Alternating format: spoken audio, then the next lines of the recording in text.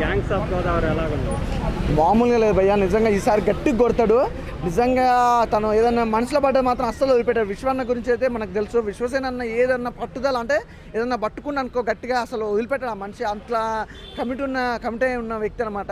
Every one ఈ cinema చాలా గట్టిగా కొడతాడు, ఇట్టు భారీ ఎత్తున అవుతుంది.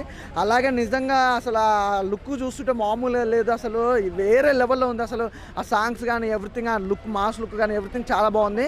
సినిమా అయితే గట్టిగా ఇట్టన్నా. ఒకటైతే చెప్తున్నా, విశ్వసేన అన్న ఏ సినిమా చూసినా చాలా ఆలోచించి అసలు తన క్యారెక్టర్ కానీ స్టోరీ కానీ చాలా డిఫరెంట్గా ఉంటుంది. ఈ సినిమా అయితే ఓకే లాస్ట్ టైం సినిమా కొద్దిగా స్లో ఉన్నా కూడా ఈ సినిమా మాత్రం గట్టిగా ఇచ్చేస్తాడు అన్న, అందులో ఏ మాత్రం డౌట్ లేదు.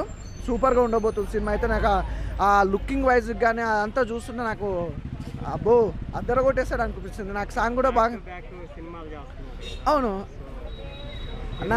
ఒకటే చెప్తున్నా, ఇప్పుడు ట్రెండింగ్లో ఉన్న హీరో అంటే విశ్వసేన అన్న. నిజంగా ఆ ట్రెండింగ్ తగ్గట్టు తను ఏది చేసినా అల్టిమేట్ హైలైట్ అయిపోతుంది, అదైతే క్లియర్. నాకు బాగా నచ్చుతుంది, అన్న సినిమాలు బాగుంటాయి.